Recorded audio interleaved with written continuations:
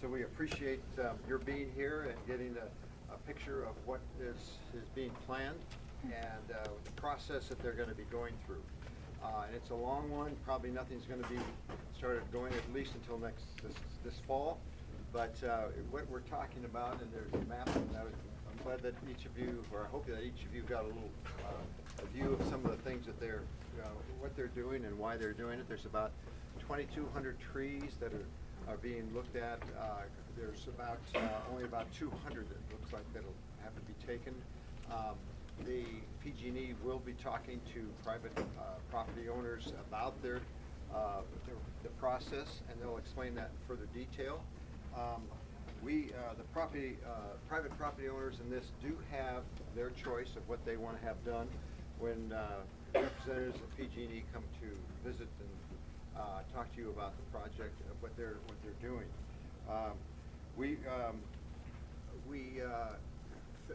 really want to say thank you to PG&E for being here and meeting with in our offices at the county center with some other folks that have been leaders of the concerned group of leaders that have been. You all are concerned, but there's been a group of leaders, and we've talked through some things. And so now I just want to say thank you for being here. Unfortunately, the county does not have a say over what is going to happen in this situation.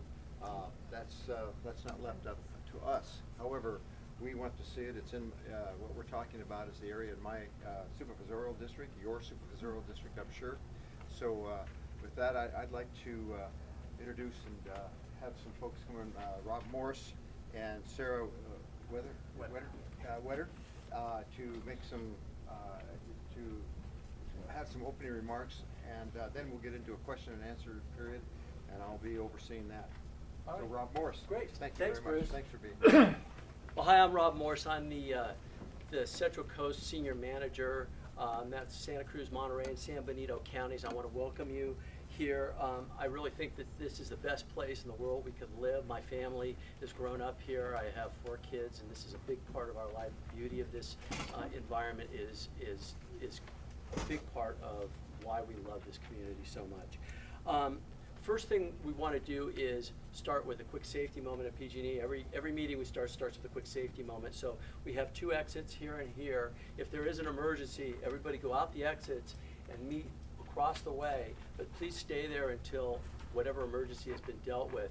And then, do we have anybody that knows CPR? Just to raise a show of hands. Okay, so we do have people, and we do have somebody, Dane, if you call 911 if there is an emergency. And speaking of emergencies, bathrooms are right across the way, blue doors, I was told. So if you need to use a restroom, you've got to go across the way, blue doors. So we're joined by members of the team. We've got the experts here that you'll be able to talk to. And again, we'd like to thank you for taking the time and showing the interest in this. Our teams work hard every day to provide safe, reliable service, and that's a big part of what we do. And this project is one of those projects. Our primary concern is safety, and we're going to talk to you about what that means and how we can make sure that we have a safe environment for our customers and our families. After all, we all do live and work here. So it's important that the community understand and support the gas safety work that we're doing. So this is an opportunity for you to ask questions from the experts and share your input, and feel free to really go to each one of these stations and really get a good understanding of what we're going to be doing and why. Again, thank you for being here, and I'd like to introduce my colleague Sarah Wetter. She's part of our she's a customer outreach specialist, and she'll be answering a lot of the questions. And she's working with this Community Pipeline Safety Initiative and is very familiar with pretty much any question you have. So with that, Sarah. Thank you, Rob. Hi, good evening, everyone. Thank you, Rob. As he mentioned, my name is Sarah Wetter. I am part of PG&E's customer outreach team. We appreciate all of you being here tonight, and we're happy that we have this opportunity to share information about this gas safety work with you. So I know some of you are already familiar with this program, but we are a gas safety program that is focused on ensuring immediate access for first responders and PG&E crews to gas transmission pipelines in the event of any sort of emergency or critical maintenance work that needs to be done. Our goal is to work collaboratively with communities and counties and cities and individual customers to come to a shared resolution about the work that needs to be done in the area, and then ensuring that we're restoring the area and replanting trees at a safe distance from the pipeline. As Rob mentioned, we have the experts here for you tonight for any questions that you may have. We have various boards set up around the room. If you're interested in hearing a little bit more about our partnership with first responders, we have Dane over there. I'll ask him to give a wave. He is available for questions. If you're interested in learning a little bit more about what our recommendations are for safe landscaping around our gas transmission pipelines, we have Jonathan and Lauren who are available to respond to those. If you're interested in learning about the tree-by-tree review and what goes into actually assessing the trees and seeing which ones are manageable and can remain in place, and then which ones are more critical for that immediate access to the pipeline, we have George over there. And then if you're interested in learning about the environmental review that we do for each of our projects, we have Dustin as well. So really our goal here tonight is to make sure that we're sharing information about this gas safety work with you to ensure your questions are being answered and to make sure we're giving as much information as we can as possible. So with that being said, Supervisor McPherson, would you like to kick off Q&A?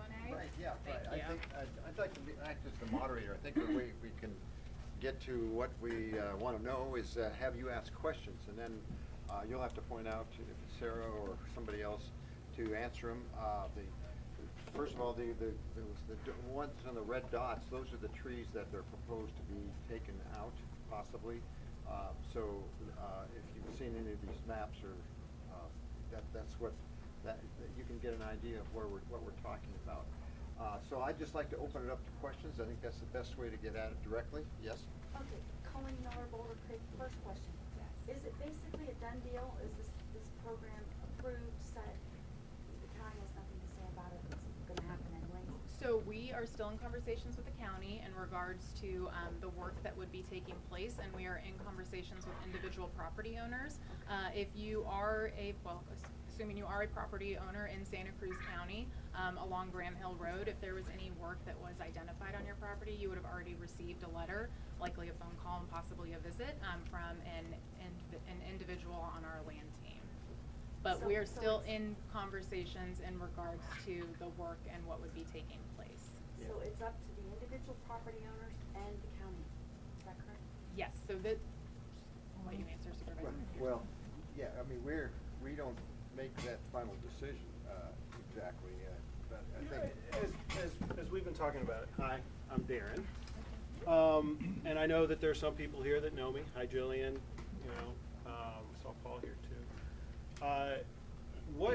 What happened when we looked and we started to assess trees that are within 14 feet of the pipeline? You may have seen our guide to safe landscaping. When we originally came to the county, we were looking at every tree, no matter what size, within 14 feet on either side of the pipeline. We were looking at all of those trees. And when we filed, when we filed our standard with CPUC, that was what we talked about. Now, when we came to work here, we also knew that just coming in and clear cutting like that is not something that the neighborhood would want. We don't want to change the nature of a neighborhood overnight. So we came up with an integrity management standard, of which we have a few folks here that can talk about that, where some manageable trees can stay. And as we have been assessing these trees on franchise, we have had discussions with Supervisor McPherson. We've had discussions with the county. Now, there are some governments, when we talk to them about trees that are on the street right of way, there are some where there are some cities that have said we would like the entire area cleared. Now, we don't assume exactly what every city or county wants to do. We want to figure out a way to work with them, show them the trees that are manageable and why they're manageable, show trees that are truly unacceptable and why they're unacceptable so everyone understands, so that, as Mr. McPherson said, look, you're not taking any manageable trees. That was very clear, sir. So we know that we are saving trees, and that's what we would like to do. We want to go after certain targeted replacements so that we can keep the pipeline safe. which is why of the trees that we're assessing, we're seeing that roughly 20 to 30% are truly unacceptable around the pike. And we want to have conversations with the community when it comes to these trees that are in the right of way. What is the mitigation that you would expect based on some of the sizes of the trees? And those are some of the conversations that we are having with the supervisor, and we're having those conversations with the Public Works Department, and we're having as many conversations as we can so we can figure out what exactly Santa Cruz County would like to see. Every city and county is unique. I work all over the territory. And one of the reasons why I come to all of these is so that I can tell you what's happened in other areas and what, what has worked in other areas, what we can do to keep the integrity of the tree canopy here and those kinds of issues. And what I've learned is everywhere is unique. When you go up Graham Hill Road, it's a very unique situation. Trees grow very fast there because you got fog and all these other issues. You've got the Mount Herman dune beetle up there that we also have to be very careful of and work on those environmental questions. Those are the kinds of things so that we don't show up and say we have to take a tree in a week. We're not here to say we have to take a tree in 4 weeks. We're doing something very proactive where we want to work with the community. The pipeline is safe right now, and we want to figure out what works where we can all work together to keep the pipeline safe and keep the nature of your neighborhoods. Okay. Yes, ma'am. Yep. 2 questions. Specifically, how many trees have been identified that need to be taken down on the Graham Hill corridor? And secondly, what prompted this decision based on the fact that you've worked here and decided that it is safe? What is the clue? Why now? You You're asking why now? not to be safe? You're asking why now, right? Yeah. I just want to be clear. I know you're asking why trying to be now. proactive, but Yes. I know that us coming at this point is a very frustrating thing. Okay, we look at our pipe very differently in the last 5 years. And you know why. I don't have to get into that.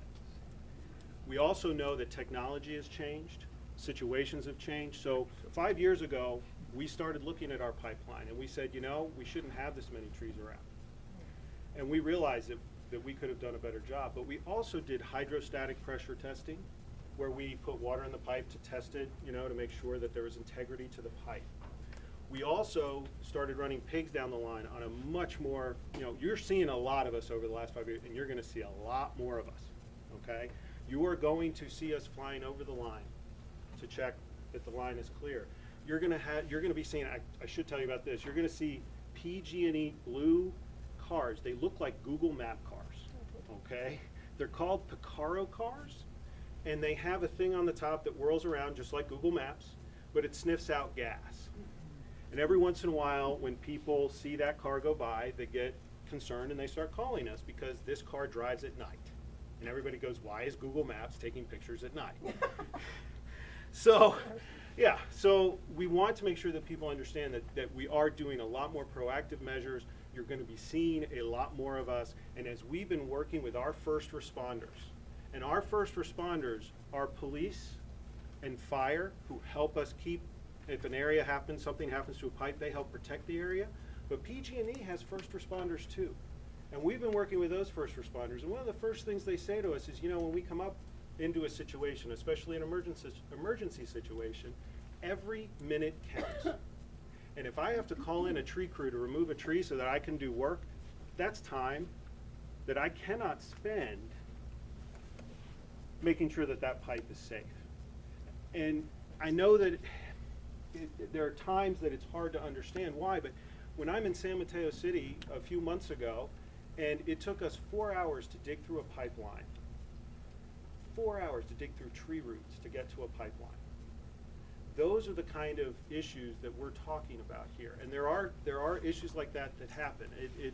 It always depends on the situation, but we realized that by making sure that the right tree is in the right place, because that's the other thing. When you look at our guide to safe landscaping, which I know is a little hard to see it like this, okay? But I'm probably going to crash this to the ground too, so please help me, my friends.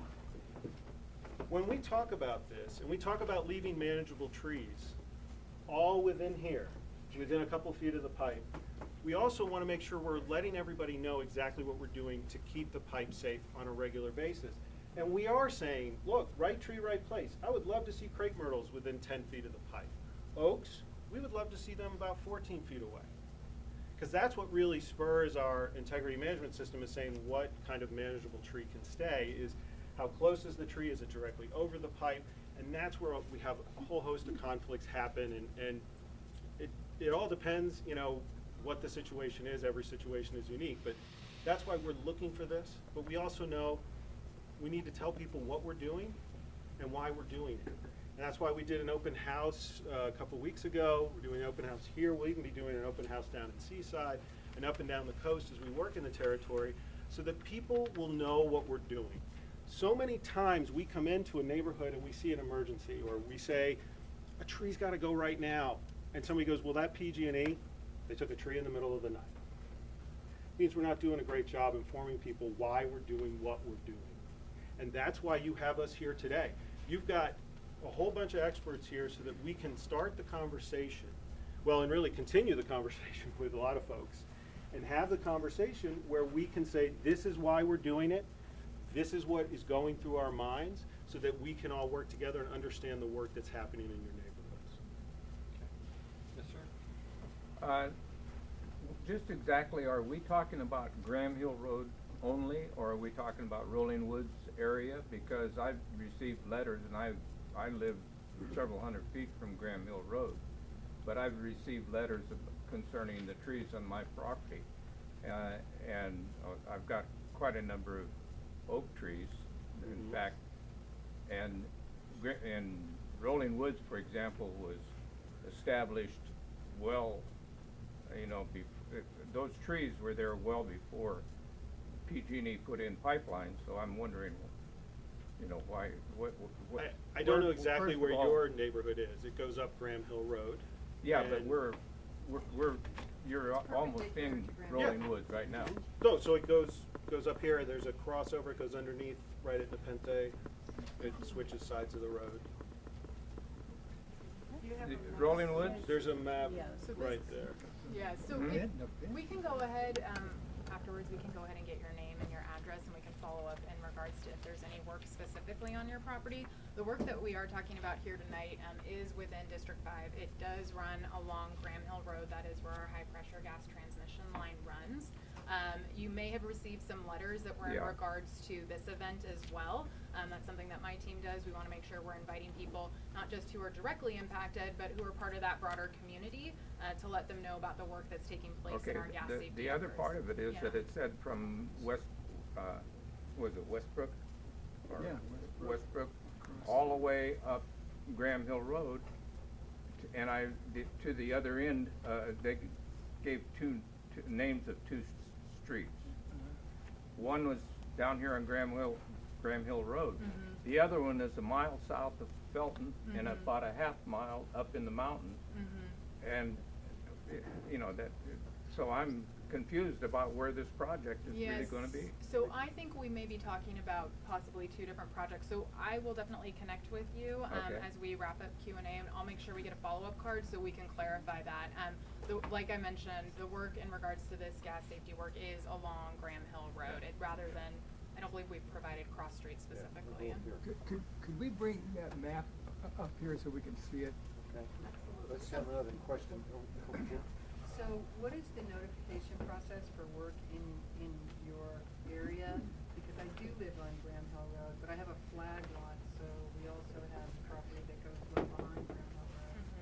And we do have lots of trees, and I came home one day and someone was in my driveway. I couldn't actually get in my driveway. And the person told me he was PG&E and he was surveying and that there would be work done. We have an older dog, so I had issues that she protects the property. And I don't want any issues on that level as well as the tree issues. I'm certainly happy to work with PG&E on trees because from my perspective, we have too many.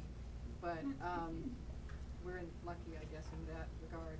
But I do want to know what manageable means, and I can see if I go to your guide to safe landscaping online, will that give me a good idea? And can I be proactive and have someone come and do an assessment so I know when, you know, what is going on and where? You can kick it off. I want to make sure we address each piece. Okay. Yeah, no, there's a lot of pieces in there. I know, so. so stay on top of me.